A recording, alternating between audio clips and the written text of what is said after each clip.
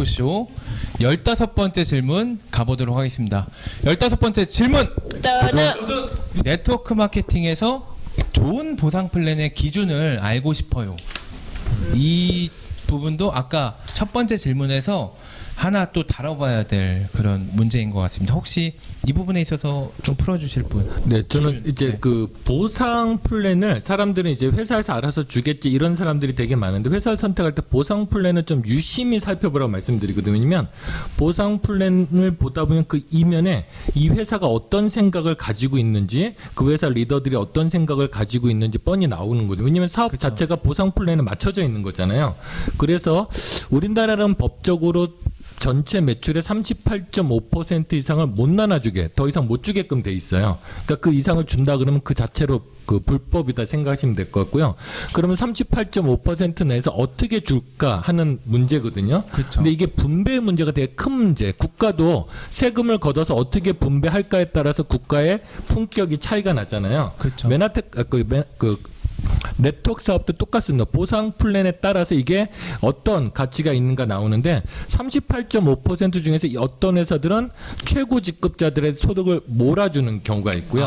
어떤 회사들은 하위 직급의 소득을 몰아주는 경우가 있어요. 근데 이게 무조건 그 이쪽이 옳다 이쪽이 옳다 할 수는 없지만 이거를 적절히 배합을 하는 게 되게 중요하다고 생각을 하거든요. 근데 네트워크 마케팅 하면 어찌됐든 똑같은 매출액에 만약에 내가 10억의 매출을 올렸다. 네네. 그러면 그 3억 8,500만 원 가지고 나와 내 예약 파트너들이 같이 나누는 거잖아요. 공유 기여도에 따라서. 그런데 그걸 최고 직급에서 많이 가져가면 하위 직급에서 당연히 적게 가져가게 되겠죠. 그렇죠. 근데 그런 면에서 본다 그러면 이 보상 자체는 제가 네트워크 사업을 하다 보니까 네트워크 사업 필요한 사람들은 그 일확천금을 벌겠다는 그런 사람보다는 내가 받는 소득에서 100만 원, 200만 원, 300만 원 또 은퇴하고 난 뒤에 400만 원 정도 소득을 필요한 사람이 더 많거든요.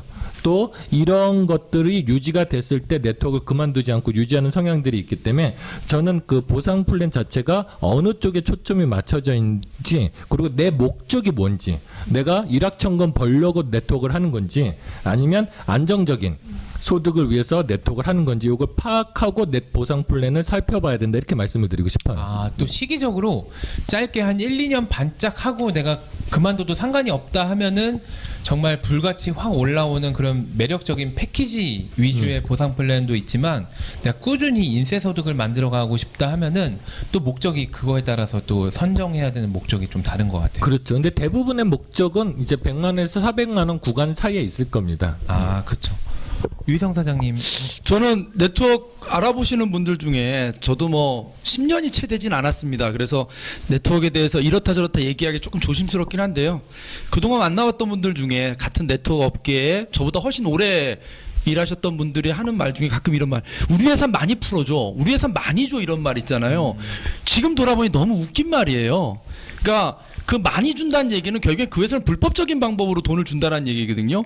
그럼 불법적인 방법으로 현혹한다는 결국엔 언젠가는 그게 문제가 될 거란 말이죠. 그쵸. 사실 많이 준다 적게 우리 회사는 많이 풀어줘라는 말 자체를 여러분 듣는 순간 일단 한번 의심해 보셔야 돼요. 그런 회사는. 그리고 나서 결국에는 보상 플랜은 아까 말씀하신 제로성 게임이에요. 딱 35% 안에서 누가 얼마나 잘라가냐, 얼마나 배분하냐거든요. 그래서 보상 플랜은 의도와 방향성이 있습니다. 그리고 실제로 보상 플랜을 짤 때는요, 철학이 있어야 돼요. 그러니까 철학이 반영이 돼요. 그 기업의 철학이. 그러니까 정말 스타급들을 만들어서 그 한두 사람을 바짝 뛰어가지고 나머지를 희망 고문시켜서 따라가게 만들 거냐, 아니면 그렇지 않고 높은 분들의 것들을, 그러니까 그걸 전문용어로 이제 상박 하우라 그래요. 위를 박하게 주고 아래를 후하게 주는. 결국에는 제로성 게임 안에서 어떻게 분배 정책을 하느냐는 기업이 갖고 있는 가치관과 철학, 또 그런 기업이 갖고 있는 가치관과 철학의 최고 리더들, 상위 직급자들이 얼마나 동의해 주느냐에 따라서 형성되는 것 같아요. 그래서 그런 면에서 이 보상 플랜에서는 의도와 방향성이 분명히 존재하고 철학이 존재한다. 그래서 보상 플랜을 알아보실 때요, 그 속살까지도 좀 들여다보셨으면 좋겠는데 저는 중요한 기준이 하나 있어요. 이제 정한 게 하나 있는데 우리 자동차가 제로백이라 그러죠. 100km까지 올라가는데 얼마 걸리냐, 몇 초 걸리냐. 저는 네트워크에서 100만 원 소득까지 도달하는데 얼마큼 시간이 걸리고 얼마큼 가능한지 그 어려움의 척도를 갖고 네트워크를 좀 보고 싶어요. 그러니까 100만 원 구간은 사실 하위 직급자거든요. 그쵸. 그러니까 하위 직급자들에게 얼마나 많은 기회를 주고 그들이 그 동력으로 일할 수 있게 배려했는지. 그래서 저는 100만 원 소득 구간이 얼마나 빨리 도착하는지를 좀 물어보고 싶고 검토하라고 제안드리고 싶습니다. 지금 말씀 주신 제로백은 이제 순수입 제로백인 거죠. 어떤 분들은 그렇죠. 200만 원어치 제품 구매하고 100만 원 들어왔다고 이걸 순수입이라고 하는 분들도 있거든요. 그 나쁜 매출액. 그러니까 가처분 정직한 소득? 매출액. 정직한 매출액의 조건 안에서 100만 원. 가처분 소득 순수한 100만 원. 실제 그렇죠. 주머니에 들어오는 100만 그렇죠. 원이 그렇죠. 얼마나 빨리 오느냐가 정말 좋은 보상 플랜의 기준. 예, 우리 모든 매트를 그 원칙적으로 해요. 합법적인 거 안에서. 예. 안 물어보셔도 됩니다. 알겠습니다. 맞아요. 유경 사장님. 저도 돈 많이 벌고 싶어가지고 네트워크 시작한 거 맞고요. 그 전 직장에서 돈도 사실 많이 벌어봤어요. 그런데 지금 이제 유희선 사장님, 배재원 사장님 두 분 소득이 이제 지금 굉장히 높잖아요. 그렇죠. 근데 소득이 뭐 2천만 원, 3천만 원 이제 넘어가고 저는 그 소득 자체가 부러운 건 아니에요. 근데 제일 부러운 건 뭐냐면은 그 2천만 원, 3천만 원의 소득을 받는 것도 부럽지만 그 다운 파트너 사장님들이 100만 원, 200만 원, 300만 원, 400만 원, 500만 원, 1000만 원 이렇게 다양한 금액별로 하나하나 그 단계를 밟아가는 파트너 사장님들이 굉장히 많으시거든요. 근데 그 파트너 사장님들이 우리 스폰서는 돈 많이 받고 나는 죽어라고 막 고생하는데 이런 분위기의 파트너 사장님들이 아니라 진심으로 존경하고 나도 우리 스폰서처럼 닮아가고 싶다. 그리고 되게 감사한 마음을 가지고 이런 가족적인 분위기, 경제 공동체가 된다라는 게 그게 되게 부러운 거예요. 그래서 저도 제 파트너 사장님과 같이 그런 모습을 닮아가려고 노력을 하다 보니까 근데 이거는 보상 플랜이 그렇게 안 짜져 있으면은 이렇게 안 되는 거거든요. 그래서 그런 부분을 보면서 존경합니다. 부럽습니다. 부럽습니다. 실제 보상 플랜이 어떻게 짜여져 있느냐에 따라서 이게 그 보상 플랜의 특성에 맞는 사람들이 빛을 보는 것 같아요. 보상 플랜이 추천인을 많이 부각시키는 보상 플랜이면 능력 좋고 추천 제도에 강한 사람들이 스타가 되는 경우가 많고요. 또 사람을 키워내고 리더를 만들어야지만 이게 부각되는 보상 플랜에서는 추천 아무리 많이 하고 혼자 스타성이 있어도 소용이 없는 거죠. 함께 잘해야 되는 거죠. 그런 부분에서는 아까 말씀하셨던 것처럼 철학이나 어디에 가치를 두는지에 따라서 인센티브를 그렇게 짜여져 놓은 거잖아요. 그래서 그런 부분들도 좀 봐야 되는 부분이 아닐까 이런 생각이 듭니다. 예, 그런 부분에서 저 메나테크 보상 플랜이 좀 탁월한 것 같아요. 네트워크 본질에 딱 맞게끔 보상 플랜 자체가 이게 돼 있는 거죠. 그래서 예를 들면 이제 그 얼마 전에 타회사 그래서 좀 직급자를 만난 경우가 생긴 것 같아요. 그래서 얘기를 하다 보니까 뭐 서로 후원될 건 아니잖아요. 그래서 그냥 사업 얘기를 했는데 매출이 우연찮게 그분과 저와 매출이 똑같더라고요. 그런데 그 제 소득을 묻길래 얘기해 줬더니 이분이 꼭 이상하다 그러죠. 자기는 저보다 4배 소득을 더 받았다는 거예요. 그래서 저는 얘기는 했거든요. 부럽다. 이달에 그렇게 많은 소득을 받아서. 근데 당신의 네트워크, 그러니까 네트워크 사업은 인쇄 상속 소득처럼 되려면 꾸준히 나와야 되잖아요. 그쵸. 심지어 어느 순간 되면 내가 일을 하지 않고 은퇴해도 그 소득이 나와야 되는 거잖아요. 그쵸. 그래서 부럽다. 그럼 당신 소득이 유지되기 위해서는 당신 이하의 100만 원에서 400만 원 아니면 그 이상 받는 사람들이 매달 받는 사람들 어쩌다 한 번이 아니고 매달 받는 사람들이 많아야 되는데 당신이 이렇게 많이 가져가면 그렇게 받는 사람들이 몇 명이나 될 거 했더니 얘기를 못 하시더라고요. 근데 저는 반면에 그런 사람들이 많은 거예요. 그러니까 국가에도 중산층이 많아야 국가가 안정적으로 유지가 되잖아요. 그쵸. 이것도 똑같은 거죠. 그래서 저도 진짜 네트워크 사업을 하면서 그런 게 가능할까 했는데 메나테크를 통해서 가능한 게 그 일전에 그 저희 큰아이가 학업 문제로 이제 스트레스를 많이 받아서 그냥 제가 아무 생각 없이 아이한테 얘기를 한 것 같아요. 아빠랑 그럼 어디 외국 가서 2년 동안 공부하고 올까? 이 얘기를 하고 나서 제가 깜짝 놀랐던 게 그 소리는 뭐냐면 2년을 떠나 있어도 제 소득은 유지가 된다는 거잖아요. 그쵸. 그러니까 그런 부분들. 그래서 그분은 저보다 소득은 많지만 연평균 소득으로 따지면 저보다 적을 거라는 확신이 있거든요. 이게 메나테크 보상 플랜이 네트워크 본질에 딱 맞춰져 있다. 이걸 좀 말씀드리고 싶어요. 예. 맞습니다. 맞습니다. 진짜 그 보상 플랜을 이렇게 자랑할 때 좀 전에 배재현 사장이 말씀한 자랑이 진짜 가슴이 와닿는 자랑이에요. 제가 여기서 네트워크를 처음 알아보는 분들에게 팁을 드리면 차자랑 집자랑 하는 보상 플랜 듣지 마십시오.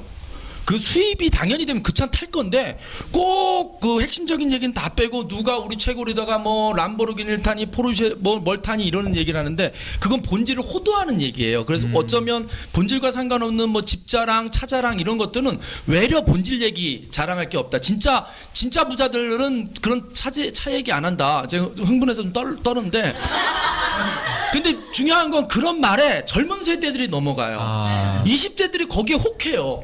뭐 이건희가 타던 차를 뭐 7억짜리를 하면서 이 키를 돌리고 하는데 제발 부탁인데 그런 말에 현혹되지 말라. 오히려 본질적인 얘기에 집중해 달라. 이렇게 자식이랑 너 힘들어 아빠랑 그럼 2년 외국 가 있을까? 이게 진짜 수입인 거예요. 가 있어도 돈이 나온다는 거. 예, 죄송합니다. 흥분해서. 안정성. 그렇죠. 저는 그래서 개인적으로 유희성 사님들 뭐 집자랑 차자랑은 안 해도 옷은 좀 사 입었으면 좋겠다는 말씀을 꼭 드리고 싶거든요. 진짜 부자라서 좋은 게 막 주워 입어도 비싸다고 이거예요. 사실 이거 주워 입은 건데. 아니 근데 얼마 전에 머리 입어도 비싸게 뭐. 이사하셨다고 자랑하지 않으셨어요? 그 우리끼리. 근데 유희성 선생님께서 얼마 전에 차자랑도 했어요.